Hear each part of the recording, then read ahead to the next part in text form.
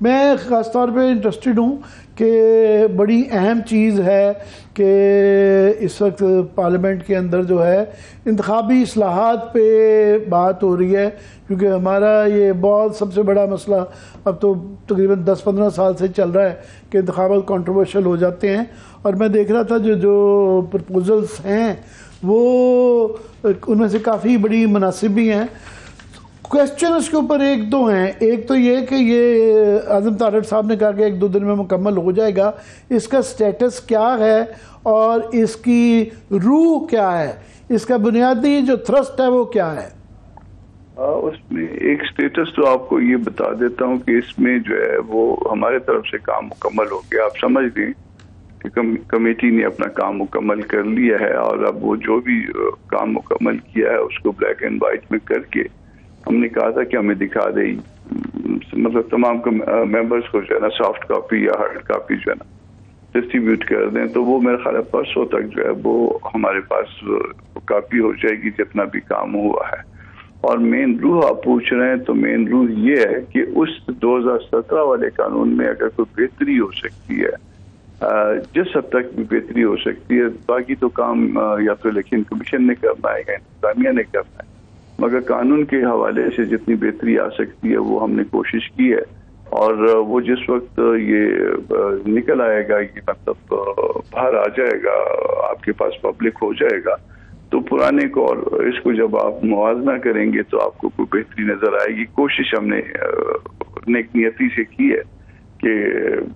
چیزیں ٹھیک ہوں، مزید بہتر ہو سکیں۔ اب دیکھیں اس کے نتیجہ کیا نکلتا ہے، مگر بہرحال یہ سارا کچھ جو ہے نا جب آپ موازنہ کریں گے۔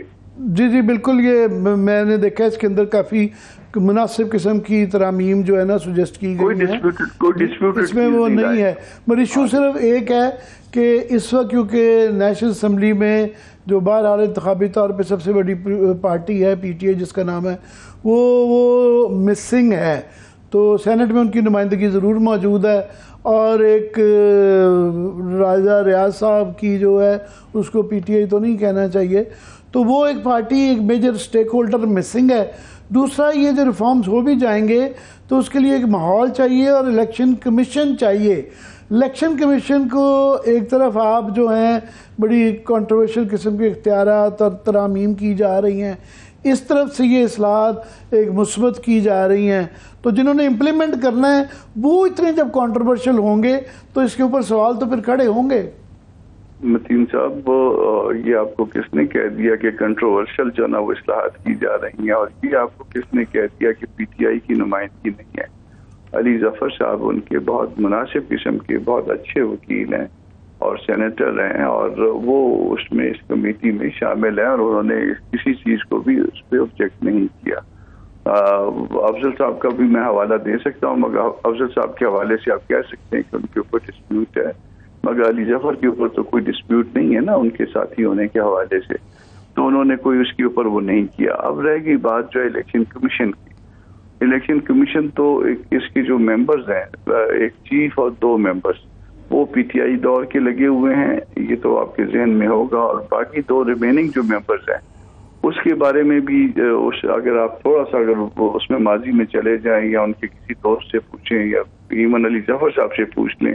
یا جو لوگ کے پی کے اور پنجاب سے متعلق تھے ان سے پوچھ لیں، تو اس میں بھی جو ہے وہ جن کے اوپر ان کا ہاتھ تھا شاید وہی لوگ کم از کم بالکل صحیح فرما رہے ہیں، بالکل صحیح فرما رہے ہیں۔ یہی جب یہ نیب کے چیئرمین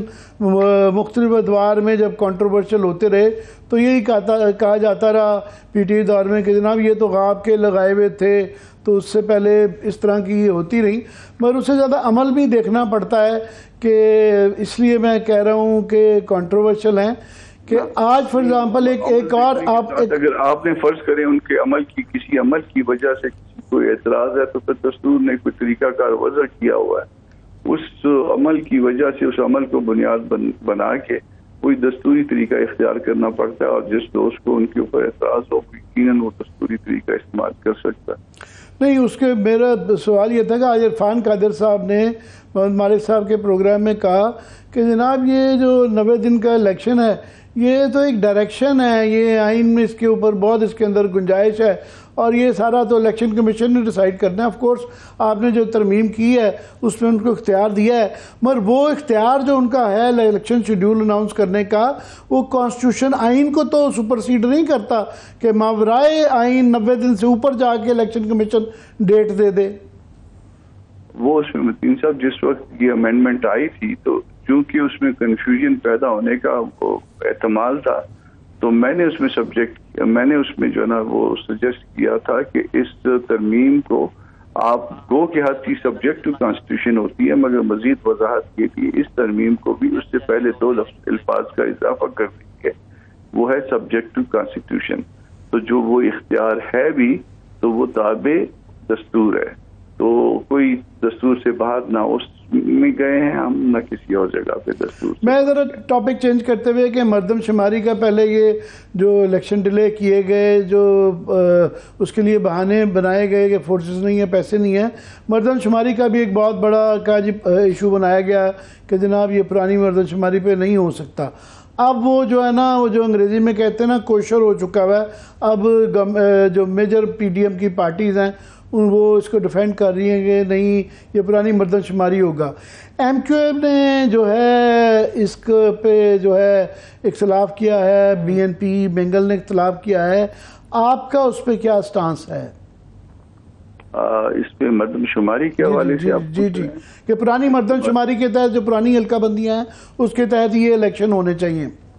اس میں ایسا ہے کہ اگر تو اس میں پہلے تو لیگل پوزیشن سمجھ نا، لیگل پوزیشن یہ کہ اگر یہ مردم شماری کے نتائج جو ہے وہ نوٹیفائی ہو جاتے ہیں تو نوٹیفائی ہونے کی صورت میں پھر آپ کو نئے حلقہ بندیوں کی ضرورت پیش آ جائے گی، اور پھر نئے حلقہ بندیوں کا جو ہے نا یہ عمل کم از کم 4-5 مہینے مزید چلتا رہے گا، کیونکہ اس پہ آبجیکشنز انوائٹ کرنے ہیں، پھر اس میں آبجیکشنز کو ڈیسائیڈ کرنا ہوگا، اس میں سیٹیں کہیں بڑھ جائیں گی، جیسے بلوچستان میں 4-5-6 سیٹیں بڑھ جاتی ہیں، کہیں کم ہو جائیں گی، تو وہ ایک لمبا جو ہے نا عمل ہے۔ مگر اس کے ساتھ ساتھ جو ہے نا کچھ لوگوں کا اس پہ اعتراض ہے، کچھ لوگوں کا اعتراض نہیں ہے۔ ابھی تک جو لیگل پوزیشن یہ ہے کہ وہ مردم شماری نوٹیفائی نہیں ہوئی، اور جب نوٹیفائی نہیں ہوئی تو پرانی مردم شماری پہ اور پرانے حلقہ بندیاں چونکہ فائنل ہو چکی ہیں تو انہی پہ الیکشن جو ہے وہ متوقع ہے۔ نہیں، یہ جو لیگل آپ نے آرگومنٹ دیا ہے، اس کا ایک کاؤنٹر آرگومنٹ یہ بھی دیا جاتا ہے کہ یہ ایک اور آبجیکشن کی جاتی ہے کیونکہ کہ جناب یہ کمٹمنٹ ہو گئی تھی سی سی آئی کے اندر، تو اس لیے اب آئینی ترامیم، یہ نون لیگ کی طرف سے کہا جاتا رہا کہ آئینی ترمیم کے ذریعے ہی اس کو اوور رائڈ کیا جا سکتا ہے، جبکہ دوسری طرف آئینی کے اندر 90 دن کی شک بھی ہے۔ اگر یہ فرض کریں قانونی وہ مسئلہ بھی ہو کہ نوٹیفائی ہو جائے تو اس کو پھر یہ کرنا لازمی ہو جاتا ہے، مگر وہ دوسری آئینی شک جو 90 دن کی ہے اس کے ساتھ تو کانفلکٹ نہیں کر سکتی، اس کو تو اوور رائڈ نہیں کر سکتی۔ نہیں تو کسی نے بھی نہیں کہا کہ اس کو الیکشن کو ملتوی کرنے جا رہے ہیں۔ 8 اگست کے بعد جو ہے وہ یہ حکومت نہیں ہوگی، اور اس کے بعد جو ہے نا وہ جو بھی کیئر ٹیکر سیٹ اپ ہوگا اور اس کے ساتھ ساتھ جو ہے وہ الیکشن کمیشن ہوگا، ان کو اپنی دستوری ذمہ داریاں ادا کریں۔ نہیں، میں اصل جو سوال تو میرا یہ تھا کہ پہلے یہ چیز جو ہے نا آپ پی ڈی ایم کی طرف سے،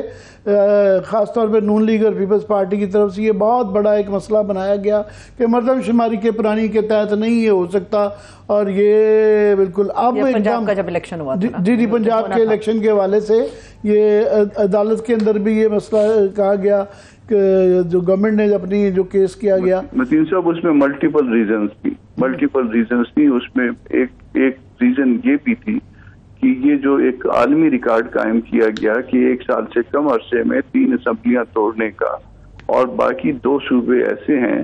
جہاں پہ ہم ایک آپ کے ڈویژن کے برابر بھی نہیں ہے۔ بلوچستان کی جو جنرل سیٹس ہیں نیشنل اسمبلی کی وہ صرف 16 ہیں، اور وہ 16 سیٹ جو ہے نا وہ آپ کا ایک اگر کہیں پہ جو ہے نا ایک ڈویژن میں کوئی الیکشن ہو جائے، وہاں سے کوئی رزلٹ آ جائے تو ہم پورے کا پورا ہمارا صوبہ انفلوئنس ہو جاتا ہے۔ اور اس طرح کے صوبوں میں بی این پی مینگل ہے، جے یو آئی ہے، ڈاکٹر مالک کی پارٹی ہے، یہ ہم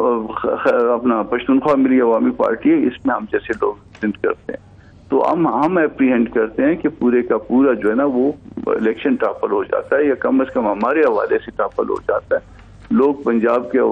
الیکشن کی وجہ سے انفلوئنس ہو جاتے ہیں، تو وہ ایک جینون ایک ریزن تھی، آپ اس سے اختلاف کریں یا اتفاق کریں، بہرحال وہ ہمارا ایک اپریہنشن تھا. اب الیکشن ہونے جا رہے ہیں، جو ماضی میں ہو چکا اس کو چھوڑ کے آگے کی طرف دیکھیے، میرا خیال ہے بہتر. چلیں فیر انف. میں آخر میں آپ سے آرمی ایکٹ کے متعلق جو مقدمہ اس وقت زیر سماعت ہے کہ سویلینز کو ٹرائی نہیں کیا جا رہا، اس کے اوپر جو عام یہ تاثر ہے کہ ججز کا، وہ ظاہر ہے وہ تو سب جوڈسٹ ہے، مگر یہ وہ آ رہا ہے کہ ان کی طرف سے کہ یہ نہیں آنا چاہیے، سویلینز کو ٹرائی نہیں کرنا چاہیے. آپ کی پارٹی کا اور آپ کا ذاتی اس پہ کیا موقف ہے؟ اس میں متین صاحب میرا اور پارٹی کے موقف کا آپس میں اختلاف ہے یا تضاد ہے. میں ماضی میں بھی ملٹری کورٹ کے اگینسٹ یا پیش ہوتا رہا ہوں یا چیلنج کرتا رہا ہوں.